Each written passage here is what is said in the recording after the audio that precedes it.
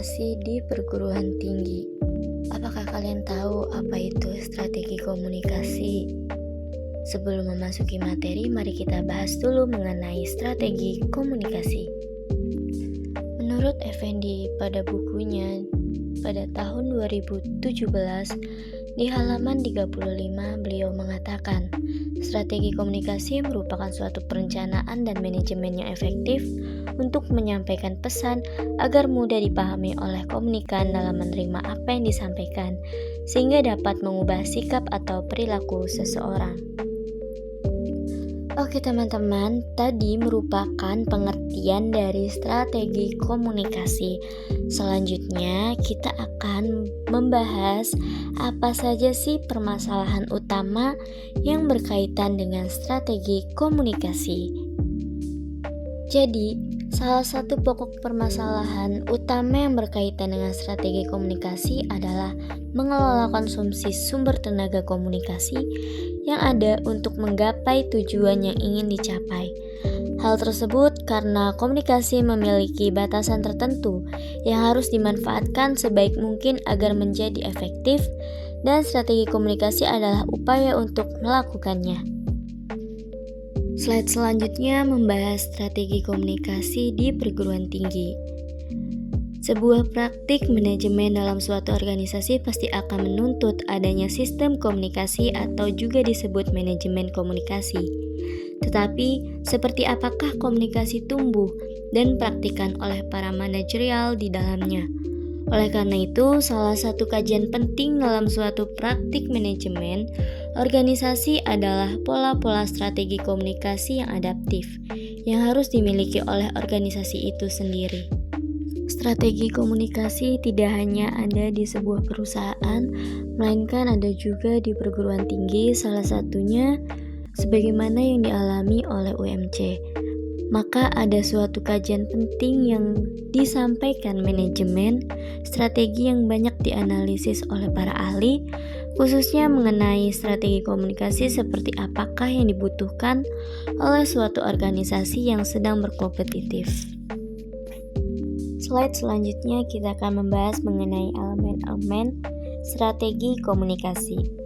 Menurut Sukarni, pada tahun 2012, elemen-elemen penting yang dimaksud dalam rangka membuat strategi komunikasi yaitu: pertama, terdapat menerapkan sistem formulasi SMART, yang kedua, memilih kelompok target, dan yang ketiga, membuat pesan kunci atau key. Slide selanjutnya membahas apakah ada kaitannya pendidikan dengan ilmu komunikasi? Ya tentu ada dong. Mengapa?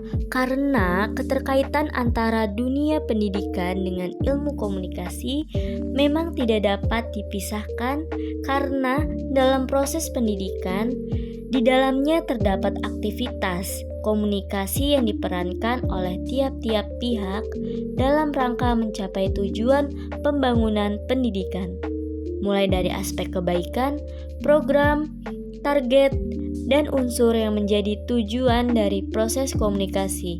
Semua diperankan oleh para komunikator dan komunikasi pendidikan.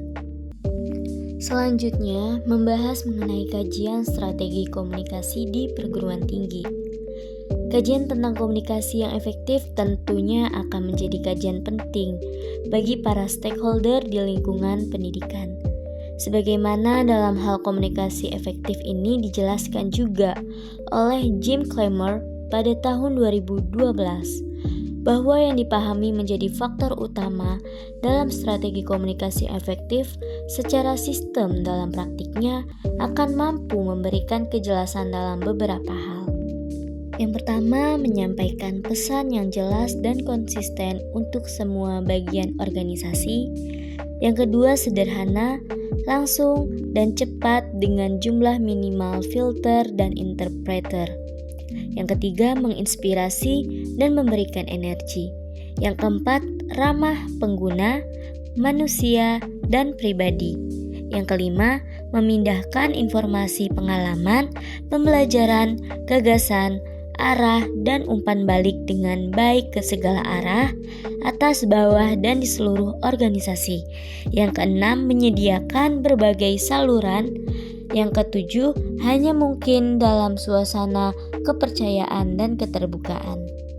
Oke teman-teman, berikutnya pada slide terakhir ini membahas mengenai studi kasus yang terjadi pada Universitas Muhammadiyah Cirebon.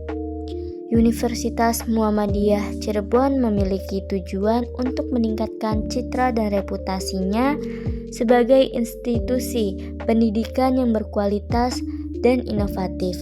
Dalam rangka mencapai tujuan tersebut, Universitas Muhammadiyah Cirebon mengadopsi strategi komunikasi yang efektif. Berikut adalah langkah-langkah Universitas Muhammadiyah Cirebon lakukan dalam mengembangkan strategi komunikasinya.